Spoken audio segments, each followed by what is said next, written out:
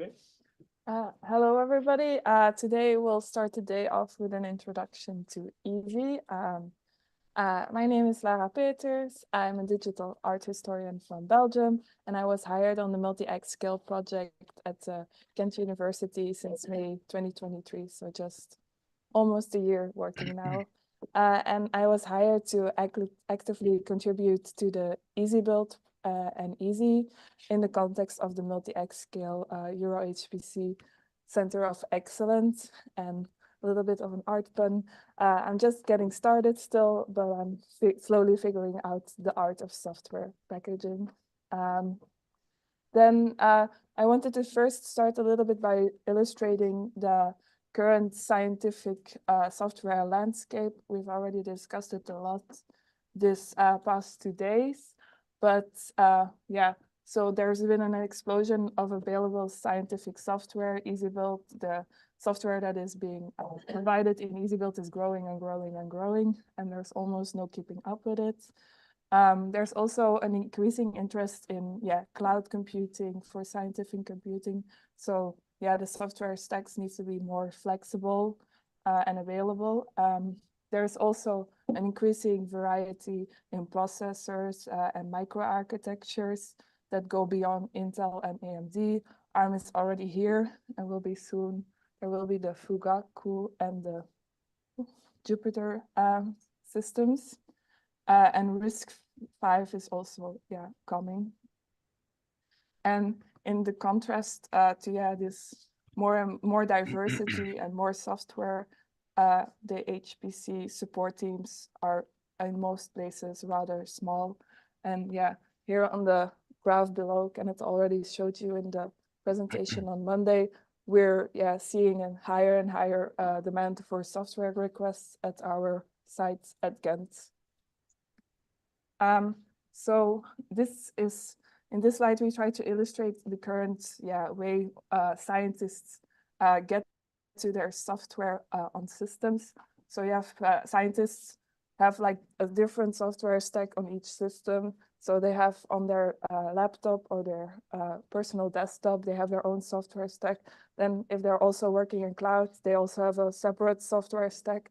And an HPC, it even gets more complex where you have a central software stack which users then can also build on top of. So there's a lot of software. There's also very different CPUs, and EasyBuild is no longer even sufficient to keep up this all this duplicate work in HPC. So with Easy, we want to come to the rescue so that you have the same software stack that is available on or your local desktop and laptop on the cloud, but also on HPC systems. And you can also, so you have a shared repository of optimized scientific software installation.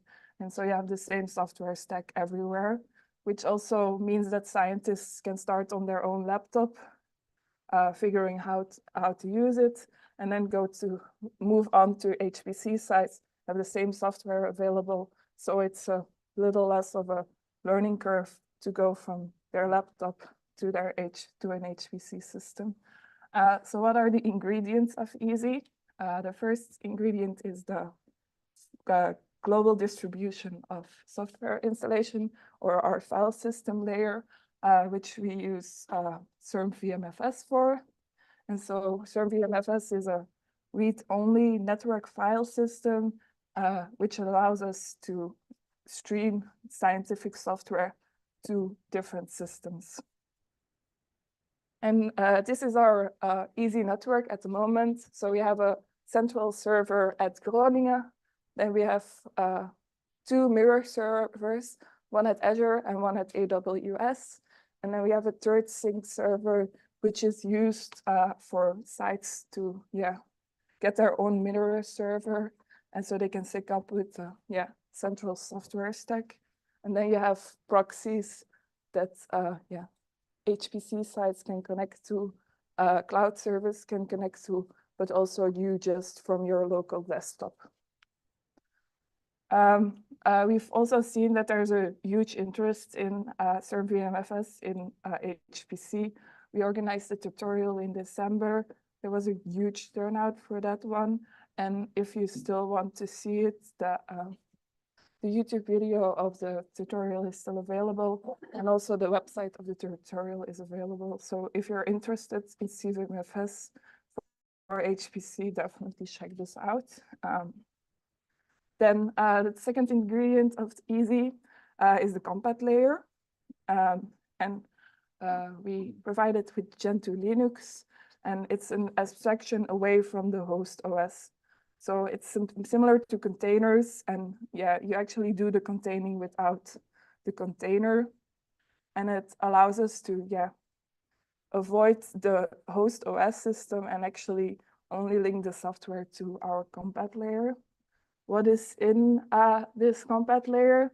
It's just a minimal collection of tools and libraries such as glibc, bash, Python, elmot. And yeah, if you see in our file system for the, there is for ARM, you can see the different libraries that are shipped with Easy. And so we built a compat layer per CPU family. So we currently have a compat layer for ARM and x86. We're also working on a RISC-V compat layer at the moment. We already have the repo, a new Easy repo, which is focused on RISC-V, and where we will further experiment with that one as well. And okay. So the last ingredient of Easy is the software itself. We do the detection of the host CPU architecture with ArcSpec and also ArcDetect. We use elmot for our intuitive user interface with module avail and module load, which is similar to most HPC systems. And then for providing the optimized software for the CPU architectures, we use EasyBuild. So this is a graph of our current software layer. So as you can see, we have optimized software for specific CPU targets. For x86, we have generic as well Skylix and 203, and we'll also soon have Zen 4 in there. And then for ARM, we have generic Neoverse N1 and Neoverse V1.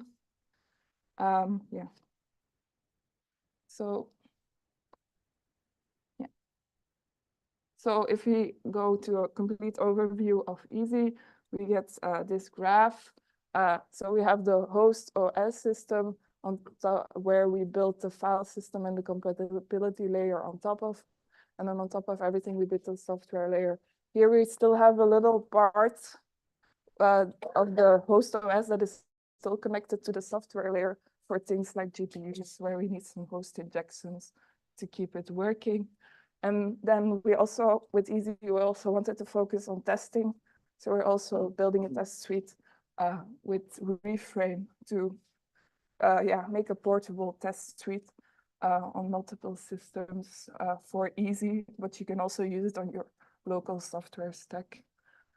Then we published the paper in February 22 to show that the software doesn't have a performance evaluation of the software in Easy. And if you want to take a look, the paper is still open source available. Then we also currently Easy is only possible thanks to the money that we get from Europe and the participating countries within the multi-xScale project. So multi-xScale is a Euro HPC Center of Excellence, and we got a 4-year project with a budget of around 6 million, and 50% of that budget goes to the development of Easy. The other 50% goes to the SECAM partners, who do the scientific part of the project. And so we have a mix of academic partners and industry partners. So the easy part is mostly on the technical aspects, and then the scientific targets. There are 3 use cases. So we have helicopter design, battery applications, and ultrasound for non-invasive diagnosis and biomedical applications. With EasyBuild, thanks to the money from the Europe, the Euro HPC, we're also able to provide support for people. So if you want to use EasyBuild and you're running into anything, please open a ticket in our GitLab, or you can also just send us an email via support@easy. You can report any issues. You can also request new software. You can suggest new features.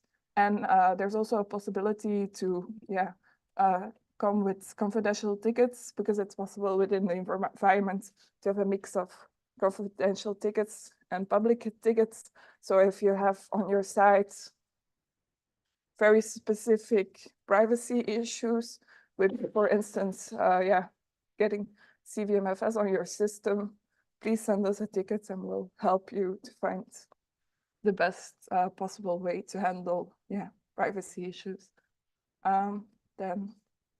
So what is the easy experience once StormVMFS is on your system?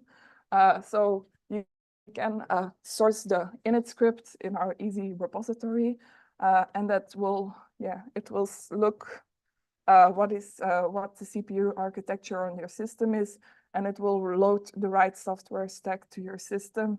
And then you can just module load the TensorFlow that is inside Easy and just start using it.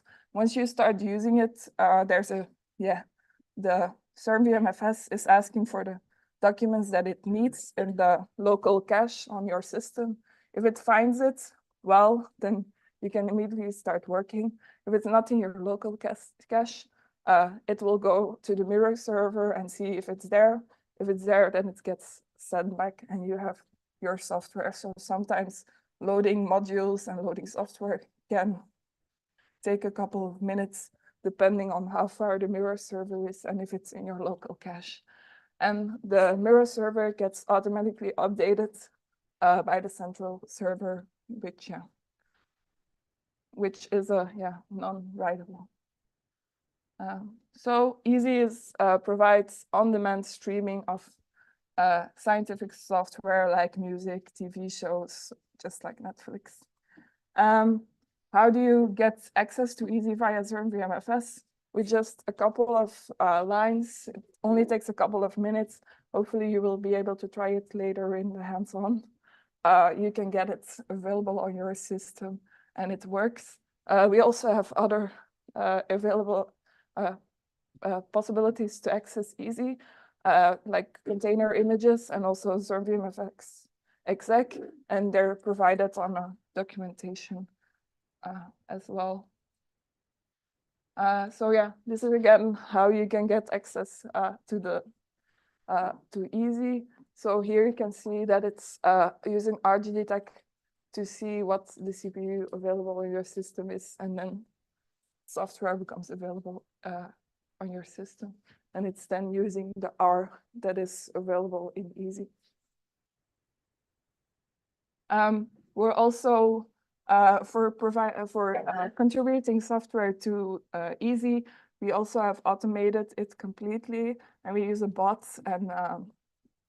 and a GitHub bot. And via GitHub PRs, you can just submit your software requests, but Pedro will explain it further in the next slide, and he will also go deeper into the whole cycle of how the bot works and how software gets added to the Easy stack.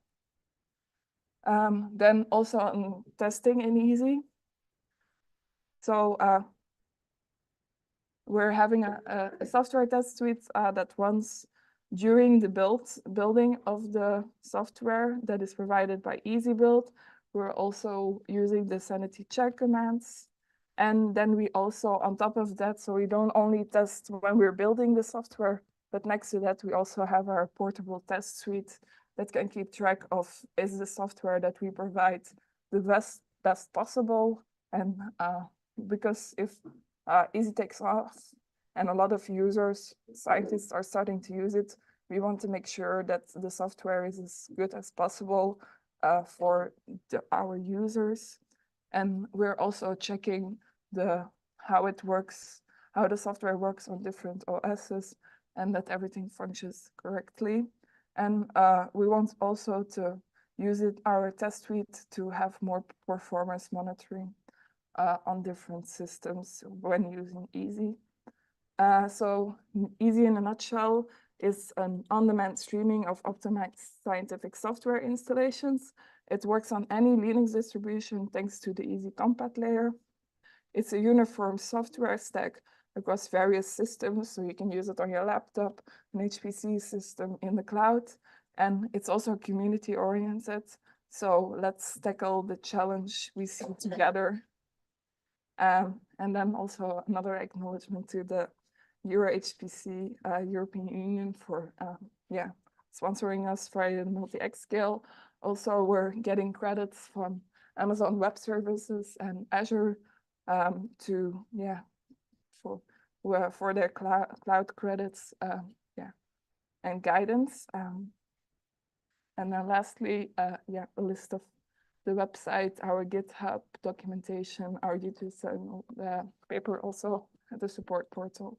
And we also have a monthly online meeting, which anybody can join and they get an update of where we are with Easy at that moment. So join us via the mailing list, Slack channel. But yeah, any questions?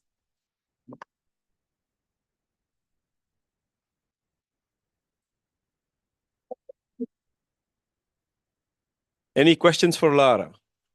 Yeah, in the back.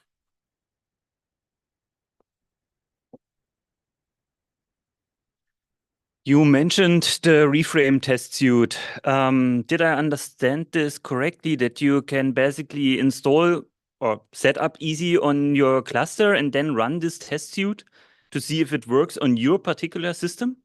Yes, and you can also just install the test suite by itself and run it on your own stack at your own site. Okay, perfect. Thanks. We'll cover this a bit more this afternoon. You can even try to play around with it yourself.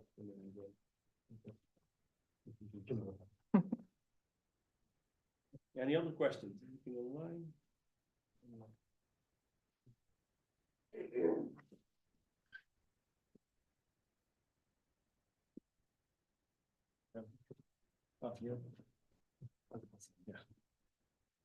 Is it also possible to install that on Mac, actually?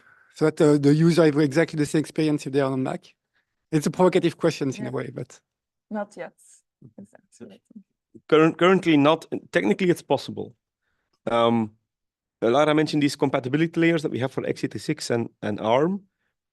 Those are tied to Linux. You need a Linux environment to run those in. We could do a similar build for macOS. And then you basically have a Linux environment. You can build stuff on top of them again. So that will work with EasyBuild. But you need that compat layer specific to macOS. And it actually gets worse. It's going to be specific to major versions of macOS. Yeah, so that's going to be a pain. Now, technically, it's possible. Gentoo prefix does support installing on macOS. And we tried that initially when we did the proof of concept of Easy back in 2020. I'm not sure we actually got to the point where it was fully working the way we had it, we wanted it to. But with enough work, you can get it to work. Yeah. So that would be, let's say, the next phase. For now, we're focusing on Linux, but eventually you can make it work on macOS as well if you want to. Windows through WSL. Yeah. No, that does work. That's what I do. Yeah, that does work. And even graphical application like PowerView works fine in WSL.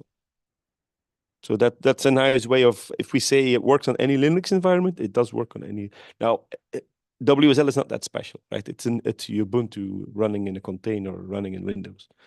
So you're really running on Ubuntu, but it does work. Yeah. Any other questions? We'll be talking about Easy pretty much all day, so there'll be plenty of time for questions and trying hands-on. If you come up with suggestions, ideas to things we could try, things we should make more noise about, things we should cover better in the documentation, they're definitely welcome. Yeah, Jörg?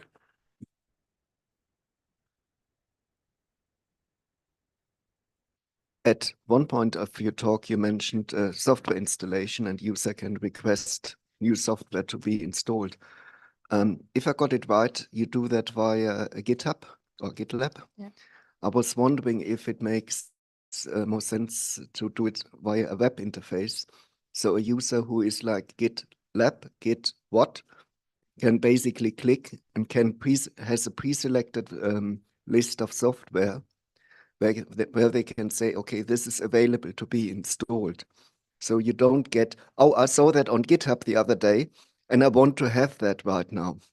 Yeah. Have you considered something like that? Yeah, we've definitely considered also adding that, but yeah, we started with like doing it via GitHub PRs, but it's definitely a possibility to, via web interface, automatically open the PRs and then do things more in the background even to make it even more easier for users to use, but yeah.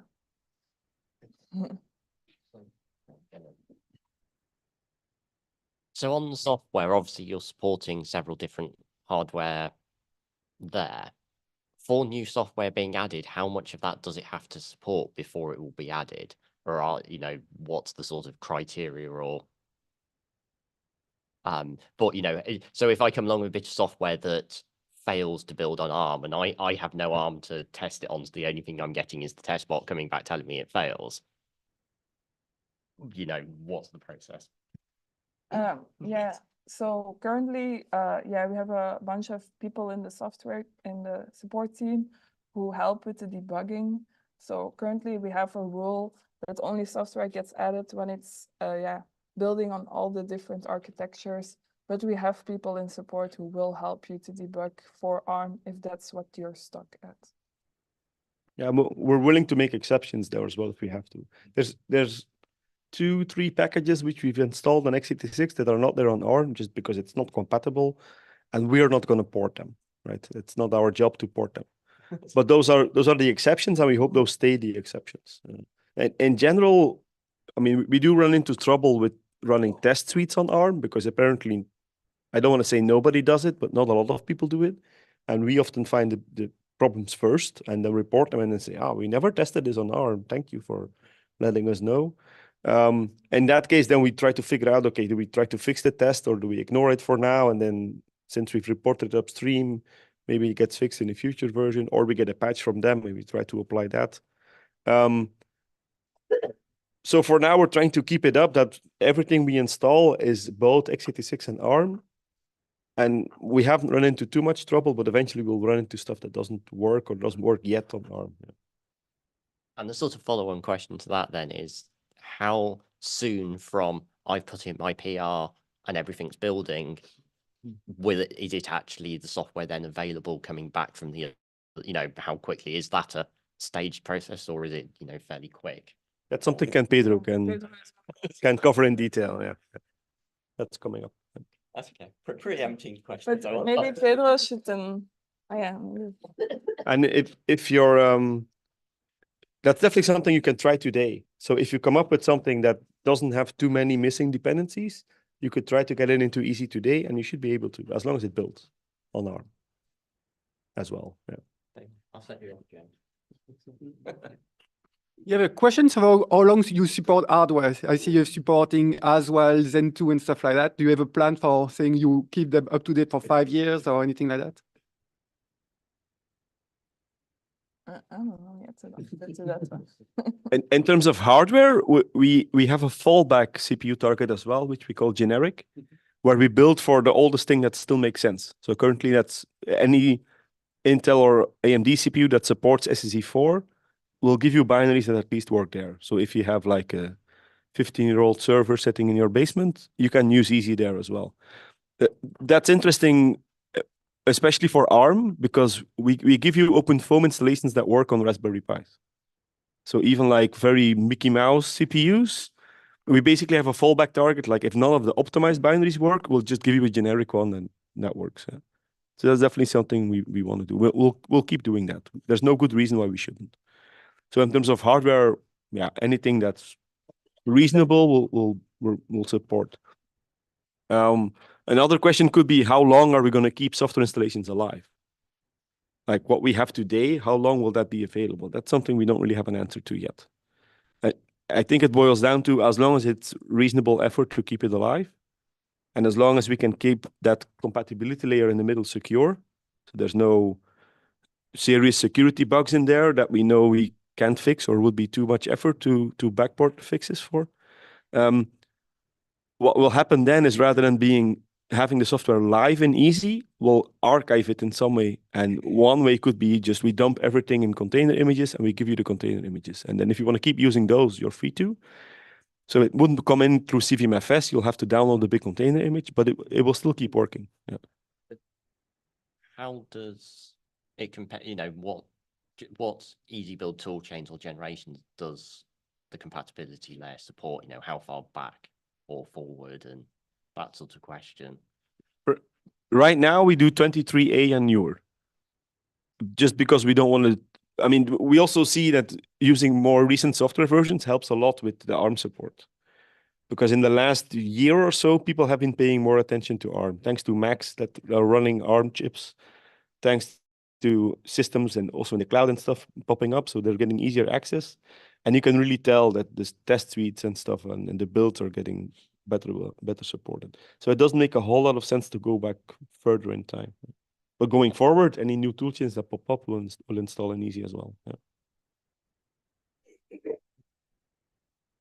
About the generic target, are you considering renaming that to x86, x86 v2, v3 to make it more clear what it actually is instead of just... They're doing that in Canada. They switched to this. I don't know. Do you think it's more clear to have V1, V2, V3 rather than Haswell? It just says generic. Yeah, okay. You don't know how generic it is, I guess. Yeah, that may be made to only rename the generic target to something. Generic. We could add a symlink if that makes you happy. That makes it clear what it is. No, but that could make sense. Yeah, I think it's currently V2. No, V1. It's SSE4, so it must be V1. I think V2 is already AVX. But V2 is AVX, V3 is AVX2, V4 is AVX512, I think. Yeah, but that could make sense. It's just adding a symlink, then even pointing a symlink for V2 and V3 into, for those who understand that rather than processor names, just really easy to. Yeah, we're happy to do that. Now, usually you don't care because the thing auto detects, right? So whether it's generic or V1, yeah. But yeah, if you're happy, if you want a symlink, we can give you a symlink. Yeah. Okay, I guess we can switch to Pedro for something a bit more in depth. No, we should break it up and. There should be papers all around when you check your name if you go